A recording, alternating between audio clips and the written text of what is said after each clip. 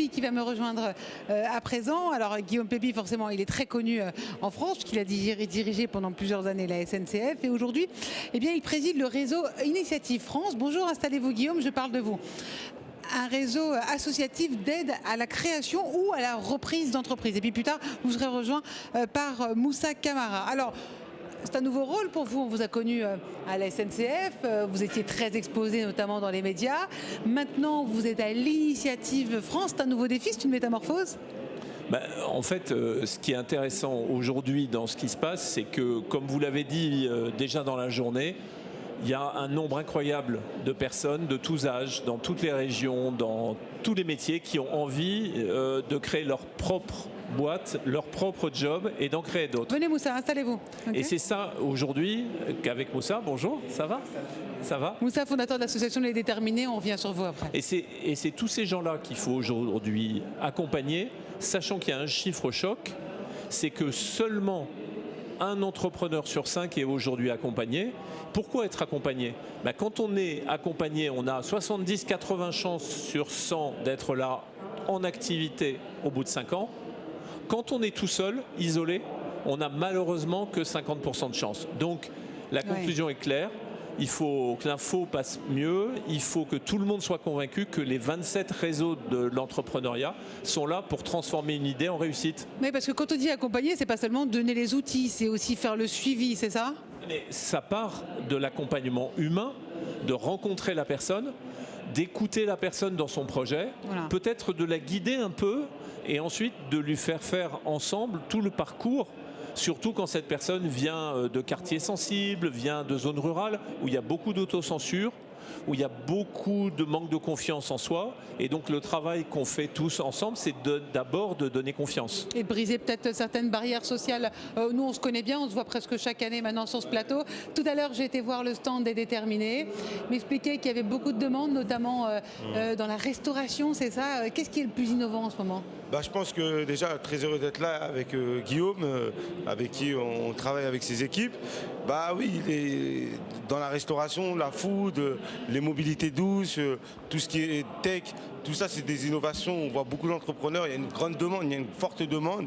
C'est des sujets d'actualité, c'est des sujets aussi d'environnement, où il y a cette conscience de la part de la jeunesse. Guillaume le rappelait, plus de 50%, même plus au-delà de ça, d'entrepreneurs qui sont accompagnés et réussissent mieux dans les 5 ans. Et c'est ça, c'est une réalité. C'est pour ça que l'accompagnement pour des entrepreneurs qui se lancent, surtout les entrepreneurs qui n'ont pas les réseaux, qui n'ont pas les moyens financiers, qui sont seuls, c'est encore autant plus important qu'ailleurs. Et là, il faut mettre le paquet.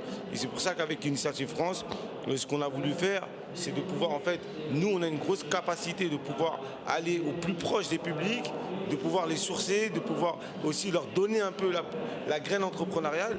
Et il y a des réseaux assez puissants, comme Initiative France, qui peuvent développer, financer et de faire en sorte que l'entrepreneur passe de 1 à 100 salariés. Et ça, je pense que c'est la chaîne de valeur de la création d'entreprise. Dans cet écosystème, je pense que chacun a sa place, chacun son rôle. Et nous, notre objectif aujourd'hui et notre rôle, c'est d'être un catalyseur de toute cette énergie entrepreneuriale dans les territoires, notamment dans nos quartiers, mais dans les zones rurales. Mais alors Moussa, vous dites de donner la graine entrepreneuriale. Pourquoi? Parce qu'il y a encore aujourd'hui, ils se mettent des barrières tout seuls en disant oui, j'ai bien une idée, mais laisse tomber, laisse tomber. C'est ça la graine, donc vous leur dites non, allons-y, allons-y ensemble. L'idée déjà, c'est de faire tomber les a priori, casser ces barrières mentales, parce que bien sûr, c'est difficile, peu importe d'où on vient. Se lancer vers l'inconnu dans un projet entrepreneurial où au final on ne sait pas si ça va marcher ou pas, c'est très compliqué. Donc ça crée des peurs, ça crée des doutes. Même si on a les compétences pour et on a confiance en nous, mais finalement face à un projet qui débute, on peut perdre toute cette confiance et les compétences qu'on met à notre service du projet. Et en fait, nous on est là pour dire voilà, là vous devez vous recentrer, comment vous le faire. On les met en lien avec des experts, on les met en lien avec un écosystème bienveillant qui sont là pour les challenger, mais leur dire voilà la route qu'il faut prendre. Mais à la fin, c'est l'entrepreneur qui reste le capitaine de son navire. Nous, on est là juste pour le mettre dans des bonnes voies et après, c'est lui qui prend la route. Il y a des voies encore justement inexploitées.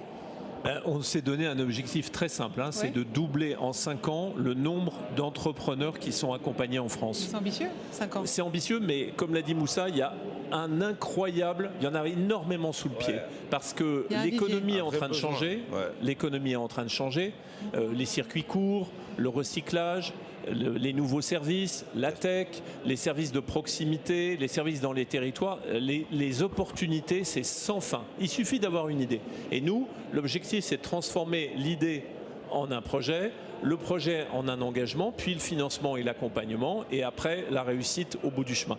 Et donc, ce qu'on a décidé ensemble, c'est que les 27 réseaux, puisqu'on est 27, vont travailler ensemble pour avoir une meilleure info, une meilleure orientation pour que ceux qui viennent nous voir, on va dire, aient le bon réseau avec lequel travailler, et puis derrière tout ça, avoir plus de moyens pour être capable de financer et d'accompagner. Il y a déjà un premier exemple d'une entreprise qui était portée. À Montpellier, on n'a pas voulu commencer en Ile-de-France parce que c'est bien souvent les projets qui sont lancés depuis l'Île-de-France et on a des très bons liens avec dans la région sud, à Montpellier, avec qui on travaille étroitement, qui eux déjà ils sont partie prenante des formations, ils intègrent les jurys, donc ils ont en amont les projets.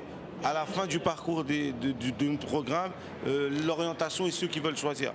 Il y a aussi des financements que les Marseillais à Marseille ont réussi à avoir avec Jean-Marc Rouquayrol, que je salue, qui est représentant d'Initiative France et localement Initiative Métropole, et qui lui source des projets de chez nous et qui leur attribue des premiers. Il y en a un qui a réussi à avoir 15 000 € dans son projet pour démarrage. Et moi je pense que ces synergies-là, elles sont hyper importantes.